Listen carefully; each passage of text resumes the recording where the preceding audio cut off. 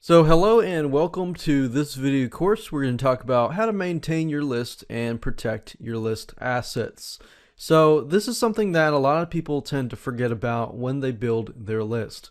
And by maintaining and cleaning and protecting your list, you can actually do a lot in terms of increasing your conversions in the long term, increasing your email reputation, and that actually impacts your deliverability rates and much more. So just a quick overview of what we're going to talk about today. I'm going to give you a quick videos overview. We're going to talk about mindset because I want to make sure that you get into the right mindset. Talk about the general strategy and what you need to get started. So this is video number one. Video number two, basically what we're going to do is analyze your statistics. There's no one-size-fits-all solution. The best way to do it is to show you how to do it, and then you go out and do it yourself. So you want to analyze your list, whether it's on GetResponse, whether it's on Aweber, just so you have a general idea of what's performing and what's not.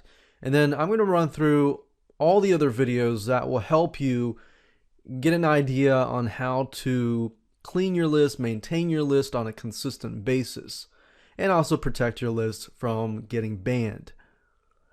We're going to talk about backing up email addresses in video number three. This is a lot of times something that's overlooked, and even I have overlooked this specific method of backing up your email addresses simply because a lot of times we forget about doing this until it's too late, until some sort of third-party autoresponder, whatever that might be, or SMTP service, or cloud email decides to ban you for no reason. You could be following the rules and regulations, you could follow the spam can acts and everything like that, and still get your account deleted. If you don't have backup on a consistent basis, then guess what? You're going to have to start from scratch, and I have to tell you, it's not a fun thing to do because you're going to have to figure out all the customers who bought your product previously.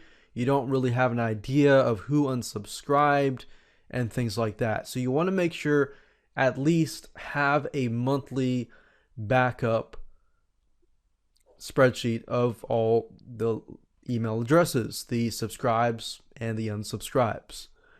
But moving on further, we're going to test and clean your email addresses. A lot of times when you email out, if you're using a third-party service like GetResponse, the emails that are inactive, that bounce back and things like that will be removed.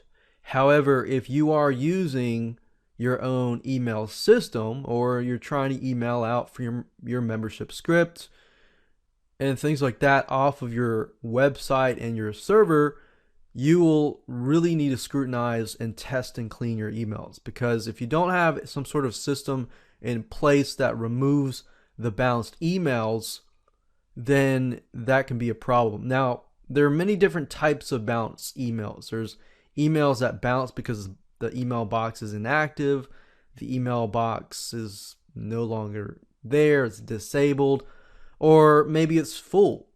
So there's many different reasons why an email would bounce, and I'm going to run through that and show you. And then of course video number 5, we're going to talk about suppression versus blacklist lists. These two types of lists will help prevent you from possibly getting the wrong people onto your list, and I'll show you a little more detail on that in just a minute. Video number 6, we're going to talk about segmenting your lists. There are many different ways you can segment your list, but I'm going to show you many different ways that I do it that actually helps me increase my conversion rate. Now, this specific segment or this specific video here will show you also how to eliminate the people that are not active on your list. If you have a list of 10,000 people, you're going to be paying for each and every one of those email addresses to GetResponse or Aweber or any other autoresponder service. Now, let's say, for example, you only have about 1,000 active people. If that's the case, you could be saving $25 or more, $30, $40 a month. Yearly savings, that's about $400 to about $500 savings. Now, a lot of people don't do this, and because they don't do just the basic stuff like segmenting your list, testing and cleaning your email addresses, suppression of blacklists, and so forth, you're actually losing money right under your nose. So I'm going to show you how to effectively use segmenting. That brings us to video number 7, which is the blacklist checker. If you are emailing from, say, your membership script or off of your website, then you want to be able to monitor your email, whether or not it gets on the blacklist. Because if it gets on the blacklist, then guess what? A lot of ISPs and email service providers actually use these lists. And if you are on these spam lists, then guess what? Your emails that are being sent to people that want to hear about it, these emails will go to their spam folder. And even if they want to hear about it, they really have to whitelist your email from their end.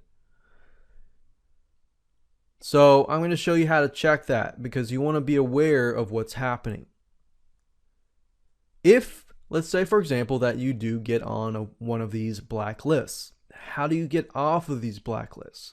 How do you whitelist your IP address? Now, this isn't a 100% bulletproof solution, but you can definitely increase it so that you can increase your deliverability rate. So I'm going to show you there are ways to get off the blacklist if it's your first offense. If it's your second offense and third offense, it might be harder to actually do that.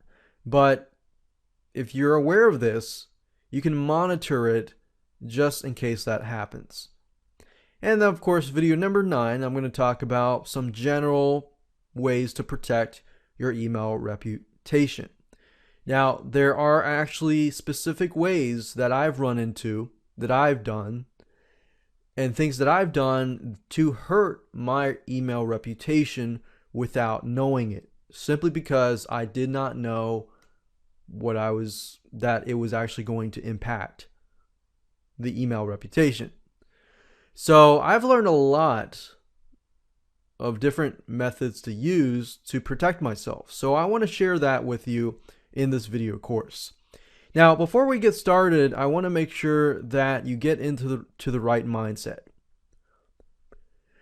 The mindset here is quality over quantity. Don't think about the list of 10,000 people. Think about the list of 100 or 200 active people.